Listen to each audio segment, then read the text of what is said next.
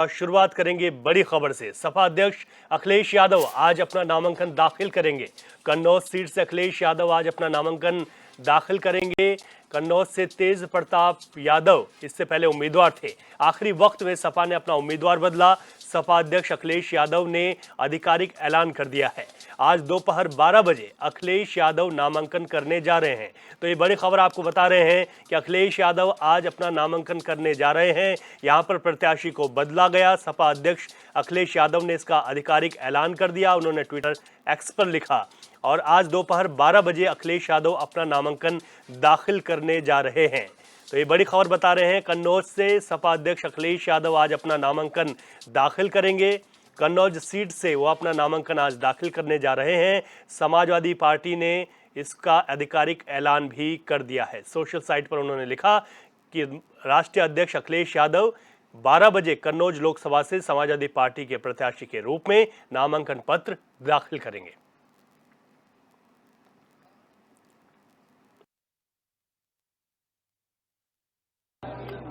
ये वो लोग हैं जिन्हें कानून से लेकर के किसी की चिंता नहीं है, संविधान की चिंता नहीं। और इनकी सरकार में आपने देखा होगा केवल उद्योगपति नहीं, जो इन पार्टी के खिलाफ अगर कोई खड़ा हो गया है, कोई आवाज उठाया है, उसके खिलाफ उन्होंने झूठी कार्रवाई की। चाहे किसी तरह का बनाना हो, अगर बीजेपी के सामने खड़ा है तो उसके नेता को झूठा बताने का काम किया। आप जानते होंगे पूरे उत्तर प्रदेश में अगर सबसे ज्यादा झूठे मुकदमे किसी पार्टी के ऊपर लगे हैं तो केवल समाजवादी पार्टी या दूसरा दल नहीं है जिसके ऊपर इतने मुकदमे लगे। आज 12 बजे कन्नौज लोकसभा सीट से अपना नामांकन पत्र दाखिल करने जा रहे हैं। पहले कन्नौज से तेज प्रताप यादव को उम्मीदवार बनाया गया था। ऐन वक्त पर, आखिरी वक्त पर सपा ने अपना उम्मीदवार बदला और जो राष्ट्रीय अध्यक्ष हैं अखिलेश यादव समाजवादी पार्टी के, वो कन्नौज से अपना नामांकन दाखिल करेंगे। तो ऐसे में इस सीट पर समीकरण पूरी तरीके से बदल गए हैं और आज अखिलेश यादव जब नामांकन पत्र दाखिल करेंगे तो इसको लेकर तैयारियां भी पूरी हैं। पहले कन्नौज से तेज प्रताप यादव को उम्मीदवार बनाया गया, लेकिन अब समाजवादी पार्टी के प्रत्याशी वहां से राष्ट्रीय अध्यक्ष सपा के अखिलेश यादव होंगे। तो ऐसे में अखिलेश यादव ने इसका आधिकारिक ऐलान कर दिया। सोशल साइट पर भी समाजवादी पार्टी ने लिखा कि अखिलेश यादव कन्नौज से 12 बजे अपना नामांकन पत्र दाखिल करने जा रहे हैं।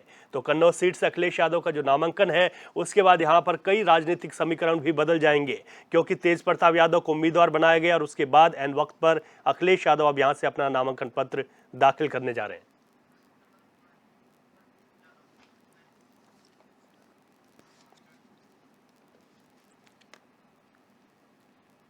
और फोन लाइन पर डीपी यादव समाजवादी पार्टी के प्रवक्ता हमारे साथ जुड़ गए हैं। यादव साहब, स्वागत है आपका एचएनएन पर। जी बहुत बहुत धन्यवाद। अखिलेश यादव नामांकन पत्र दाखिल करने जा रहे हैं और ऐसे में इस सीट से पहले उम्मीदवार किसी और को बनाया गया, तो ऐसे में क्यों आखिरी वक्त पर उम्मीदवार को बदला गया, इसके पीछे की वजह और आप लोग इस सीट पर कैसा मुकाबला देखते हैं? कि ये बहुत महत्वपूर्ण चुनाव है। 2024 का लोकसभा का चुनाव जो कहीं न कहीं संविधान के लिए और लोकतंत्र बचाने के लिए चुनाव है।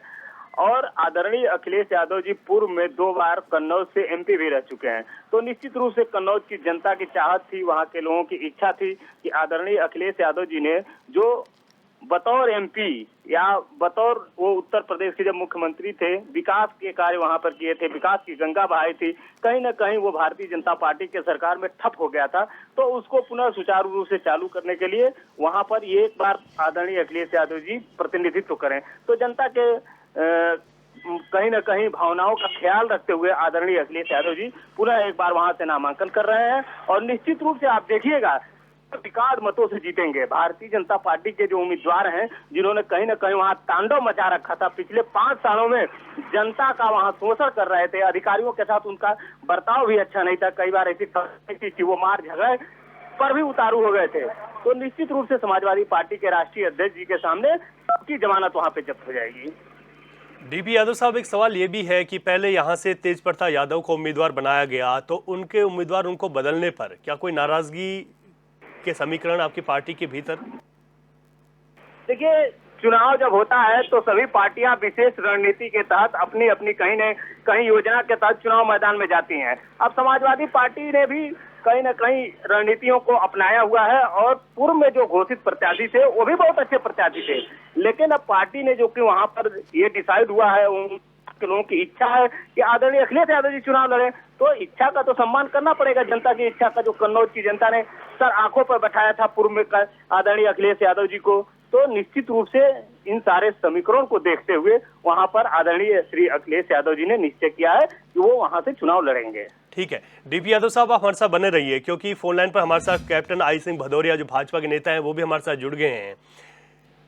आई सिंह भदौरिया साहब, यहाँ से समाजवादी पार्टी ने राष्ट्रीय अध्यक्ष अखिलेश यादव को आज वो नामांकन करने जा रहे हैं, आप लोग किस तरीके से इसे देख रहे हैं? उनका कहना है कि यहाँ पर विकास नहीं हुआ।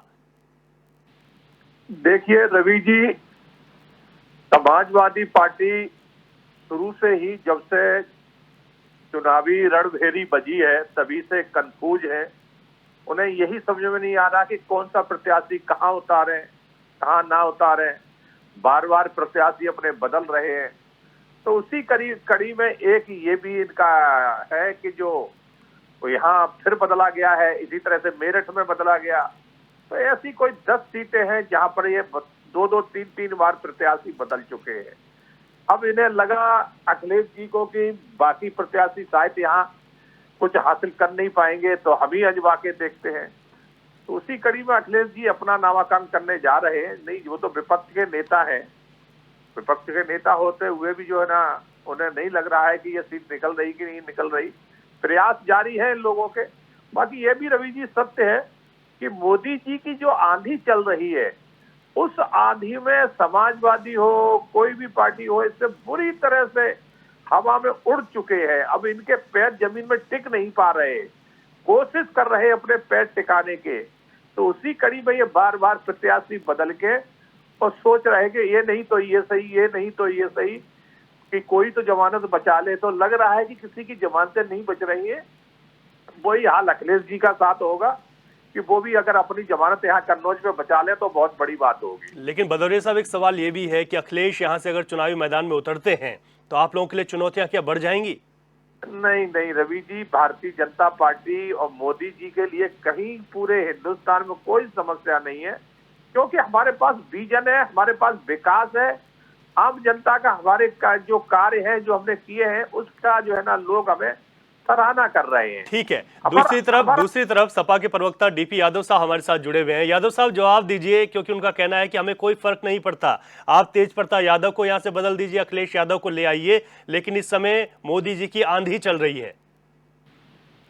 निश्चित रूप से मोदी जी की आंधी चल रही है और उस आंधी में पूरा देश तबाह हो चुका है, बर्बाद हो चुका है। आंधियां अपने साथ तबाही लेकर के आती हैं। शायद भारतीय जनता पार्टी के मित्र को पता नहीं है कि जब आंधी चलती है तो लोग डर जाते हैं और कहीं न कहीं उसके साथ तमाम तबाही के मंजर जब आंधी निकल चुकी होती है तो उसके पीछे तबाही का मंजर होता है। तो भारतीय जनता पार्टी के लोग तो कहेंगे ही, लेकिन अब देखिए जैसे जैसे चुनाव बीतेगा और पहले फेज का चुनाव बीता है, दूसरे फेज का कल है इलेक्शन 26 तारीख को, तो भारतीय जनता पार्टी की हालत खराब हो रही है। आप मोदी जी की भाषा देखिए, उनकी बॉडी लैंग्वेज देखिए, जब वो मंच पे चढ़ते हैं तो इतने निराश रहते हैं, हताश रहते हैं कि क्या बोलना है वो सोच नहीं पाते हैं। कहाँ पर बजरंग बली, अली और क्या हनुमान चालीसा, तमाम तरह के बहाने खोजते रहते हैं। तो कहीं ना कहीं भारतीय जनता पार्टी को अब ये लग गया है कि वो चुनाव नहीं जीत रही है। और 10 साल में किया क्या भारतीय जनता पार्टी ने, ये बताइए, सिवाय तबाहियों के, सिवाय आंधियों के, सिवाय जो है बेरोजगारी के मंजर के, सिवाय भुखमरी के जो दृश्य हैं उसके, और जो है महंगाई के, क्या दिया भारतीय जनता पार्टी ने? आर्थिक विषमता देश में लगातार बढ़ती जा रही है, हंगर इंडेक्स में लगातार देश पिछड़ता जा रहा है, स्वास्थ्य के मामले में फिसड्डी होता जा रहा है। तो देखिए इन सारे मुद्दों पर मूलभूत जो है आवश्यकताएं हैं जनता की, उस पर ये चुनाव हो रहा है। चलिए ठीक है, डीपी यादव साहब, के आई सिंह भदौरिया साहब, आप हमारे साथ जुड़े और अपनी बात रखी। भाजपा हो या फिर समाजवादी पार्टी, दोनों का ही यही कहना है कि इस सीट पर मुकाबला दिलचस्प है और अपनी जीत का दावा कर रहे हैं।